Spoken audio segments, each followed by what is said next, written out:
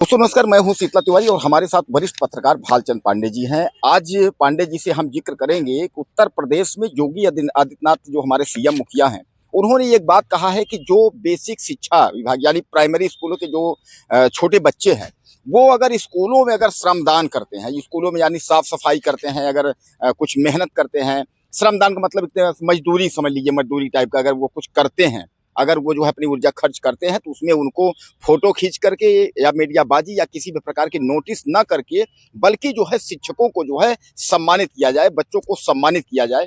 तो पांडे जी, ये जो है अगर जब ऐसी अगर खुली छूट मिल जाएगी, तो आपने देखा है तमाम छत्तीसगढ़ वगैरह तमाम वीडियो जो है हम आपको 2-3 साल पहले की बताएं कि टीचर जो है बच्चों को ले जा करके जो है धान का रोपा लगवा रहे थे खेतों में। तो फिर तो ये श्रमदान के नाम पर तो ये होगा कि भैया ऐसा है कि पूरा जो है फील्ड साफ करना है, ये पौधे लगाने हैं, इधर जो है पेड़ देना है और उसके बाद ये करना है, और तो फिर तो पूरा काम जो है स्कूल का पूरा काम तो फिर साफ सफाई का पूरा बच्चे ही संभालेंगे। क्या लगता है आपको? नहीं, अभी तक तो जो था तिवारी जी, वो अलग था। अभी तक नियम था कि बच्चों से कोई काम नहीं कराया जाएगा और बच्चे केवल शिक्षा का कार्य करने आएंगे।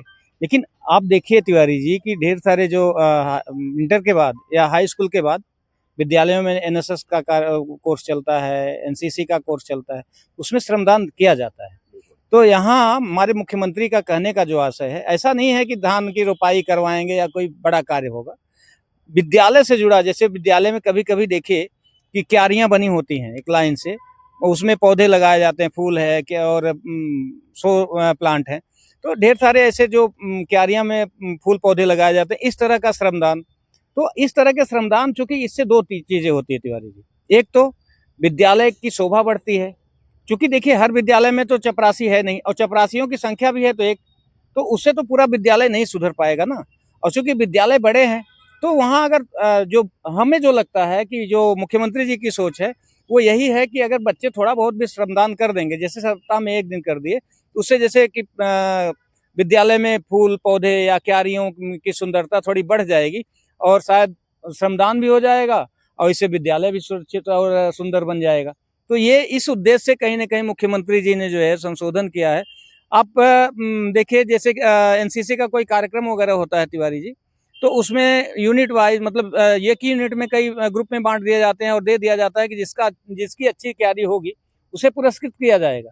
तो कहीं ना कहीं इसी तर्ज पर मुख्यमंत्री ने भी, उत्तर प्रदेश मुख्यमंत्री ने भी यही ऐलान किया है कि इस तरह से विद्यालय में सुंदरता भी बढ़ेगी और बच्चों में भी थोड़ा सक्रियता आएगा। क्योंकि आजकल देखिए, पहले खेल कूद में बच्चों का ज़्यादा इंटरेस्ट हुआ करता था, लेकिन आजकल के बच्चे जो हैं तिवारी जी, वो घर में भी कम काम करना बंद कर दिए हैं, घर में हमेशा मोबाइल से जुड़े रहते हैं। इसलिए आज देखिए ना, छोटे छोटे बच्चों को भी इस तरह के रोग हो रहे हैं जो पहले वृद्धों को हुआ करते थे, जैसे शुगर है, बीपी। आज 20-22-25 साल के बच्चों को देखिए हो जा रहा है, फिलहाल बहुत बड़ी मात्रा में, लेकिन हो शुरुआत तो हो गई है। तो कहीं ना कहीं इसका उद्देश्य जो है वो मुख्यमंत्री जी का अच्छा ही होगा, हमें जो लगता है।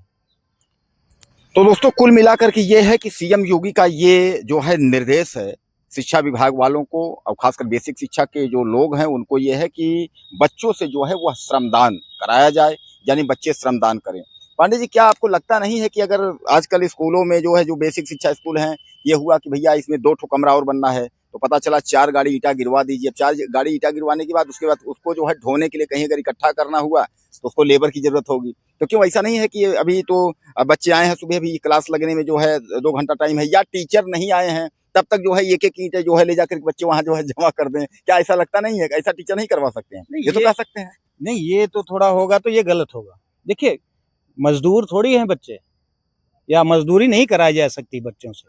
श्रमदान का आशय केवल ये है कि जैसे अगर क्यारियां हैं तो उनमें फूल पौधों का रोपण करना, देखिए कुल मिलाकर इस तरह का। लेकिन देखिए, जो आप कर रहे हैं कि 2 कमरे बनने, ईंट गिर जाए और उनसे ईंट डुलवाएं, तो ये शायद गलत होगा और ये मजदूरी हो जाएगी, ये श्रमदान नहीं होगा। श्रमदान का मतलब ये होता है कि स्वेच्छा से किया गया दान, बच्चे चाहें तो कर सकते हैं। अगर इस तरह से होगा तो फिर पूरा विद्यालय आप लगा देंगे कि फिर तो ये गलत हो जाएगा ना। ये कहीं ना कहीं जो योगी जी की जो कल्पना है या योगी जी ने जो आदेश किया, उसके मूल में यही होगा।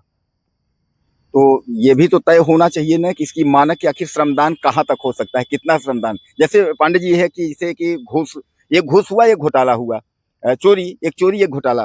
जैसे कि मतलब मान के चलिए कि चोरी हुई या हम कहते हैं घूस होता है, ये एक मानक तय होना चाहिए कि यहाँ तक।